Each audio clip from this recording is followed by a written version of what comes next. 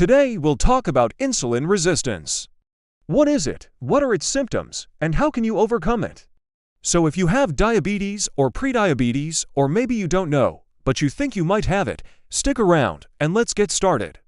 I make videos that help you understand and manage your health conditions. And this video is all about insulin resistance.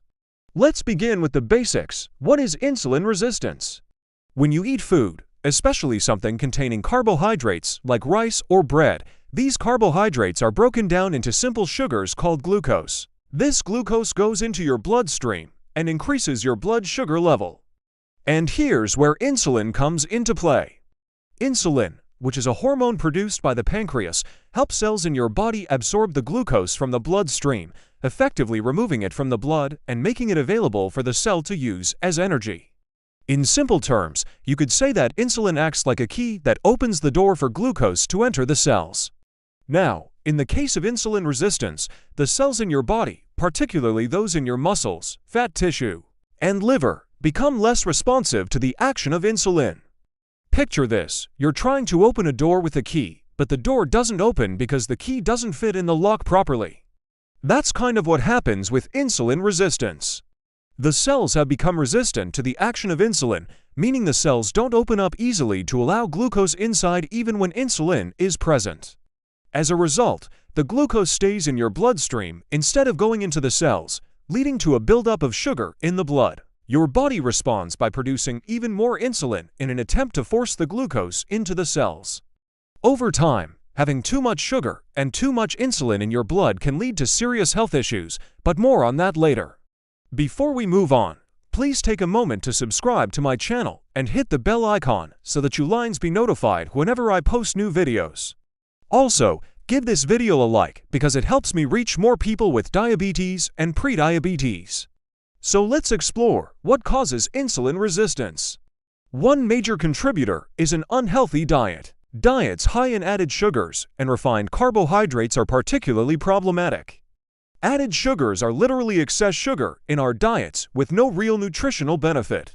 Examples include the sugars added to sodas, candies, and desserts. Refined carbohydrates, on the other hand, are carbohydrates that have been processed to remove most of the bran and germ, which are parts of the grain that contain fiber and nutrients. This leaves you with mostly the starchy endosperm, and examples include white bread, pasta, and polished rice. These foods get broken down into simple sugars very quickly during digestion, causing a rapid increase in blood sugar and putting stress on your insulin system.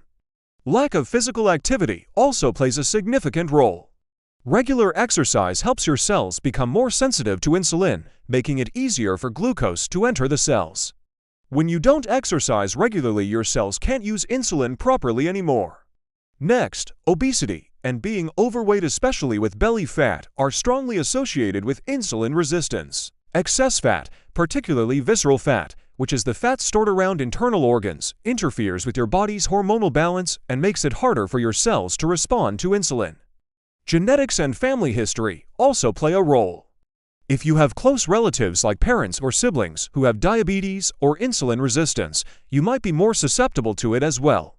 Certain ethnic groups, such as African Americans, Hispanic Americans, American Indians, and some Asian Americans, are also at a higher risk due to genetic factors. Also, polycystic ovary syndrome, or PCOS, can significantly increase the risk of insulin resistance.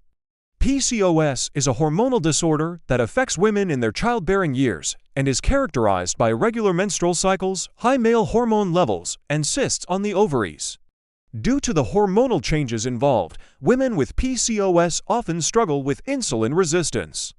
Finally, certain medications like corticosteroids and some antipsychotics can contribute to insulin resistance as a side effect. Additionally, some medical conditions like acromegaly, which is a condition caused by an excess growth hormone, can also lead to insulin resistance. Now that you understand what causes insulin resistance, let's move on to its signs and symptoms. The first and most common symptom is weight gain, especially belly fat, and difficulty losing weight despite dieting and exercising. You may find that your body mass index, or BMI, is within the normal range, but you still have a large amount of belly fat. This is a clear indicator that your body isn't efficiently metabolizing the carbohydrates you consume. Another telltale sign is feeling tired and sluggish after a meal, especially after consuming carbohydrate-rich meals. You might feel a sudden dip in your energy level, almost like a food coma. This happens because your body is struggling to process the carbohydrates in the meal, leading to a feeling of tiredness. Do you constantly crave sugary or starchy foods like potatoes, pasta, and bread? Intense cravings for sugars and carbohydrates are a direct result of your body's attempt to raise your blood sugar levels. When your cells aren't accepting glucose properly, your body tries to compensate by sending signals to your brain that tricks you into wanting to eat more carbs. If you notice that you've started to accumulate fat around your abdomen, even though you haven't changed your eating habits, this is another sign of insulin resistance. Specifically, a growing waist zone, where fat accumulates around the belly button, is a strong indicator. High blood pressure is another symptom to watch out for. When your body can't regulate insulin and blood sugar effectively, it can strain your arteries, leading to higher blood pressure. Also, if you have high levels of bad cholesterol, specifically low levels of HDL cholesterol and high levels of triglycerides, it could be linked to insulin resistance. Insulin resistance often disrupts your body's lipid metabolism, leading to abnormal cholesterol and triglyceride levels. Dark spots on the skin, especially on areas like the back of the knee, elbows, and neck, can be a sign of insulin resistance. These dark patches, known as acanthosis nigricans, appear due to an increase in insulin, which stimulates certain cells to reproduce, leading to these visible skin changes. Finally, if you're struggling with sleep problems, like waking up frequently during the night or experiencing poor sleep quality, it might be related to insulin resistance. The hormonal imbalances caused by insulin resistance can affect your sleep patterns and contribute to insomnia and other sleep disturbances. Moving on, let's talk about the diagnosis of insulin resistance. Unfortunately, there isn't just one definitive test for insulin resistance. Doctors typically rely on a combination of tests and assessments. One of the most straightforward tests involves measuring your fasting insulin level.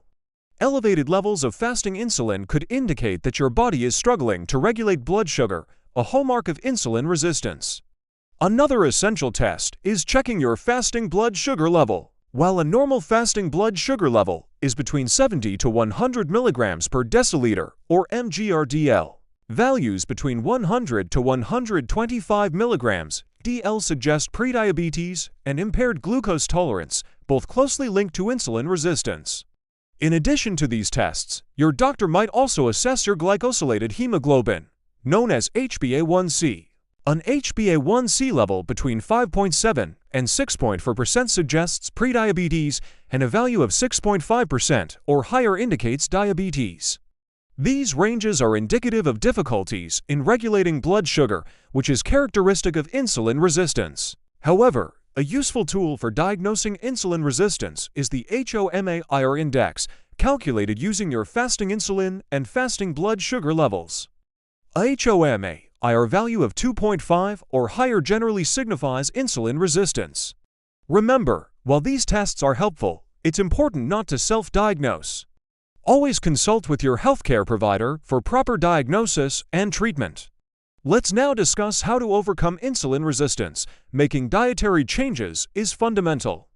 Focus on reducing sugars and refined carbohydrates in your diet. These are the primary culprits behind insulin resistance. Replace sugary drinks with water, unsweetened tea, or coffee. Choose whole grains over refined grains, and opt for complex carbohydrates like vegetables and legumes over simple carbohydrates like white rice and bread. Increasing fiber in your diet is also crucial. Fiber, found abundantly in vegetables, whole fruits, whole grains, and legumes, slows down the absorption of carbohydrates, preventing rapid spikes in blood sugar and reducing the burden on your insulin system. You should also prioritize healthy protein sources like lean meats, poultry, fish, tofu, and nuts. Healthy proteins aid in stabilizing blood sugar levels and promoting fullness, helping you manage your carbohydrate intake.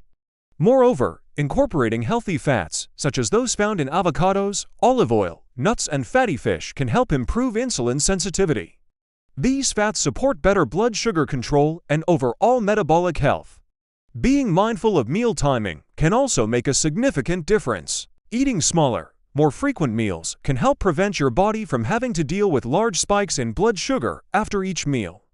Regular physical activity is equally vital in overcoming insulin resistance. Engaging in aerobic exercises such as brisk walking, jogging, or cycling can significantly improve your body's insulin sensitivity.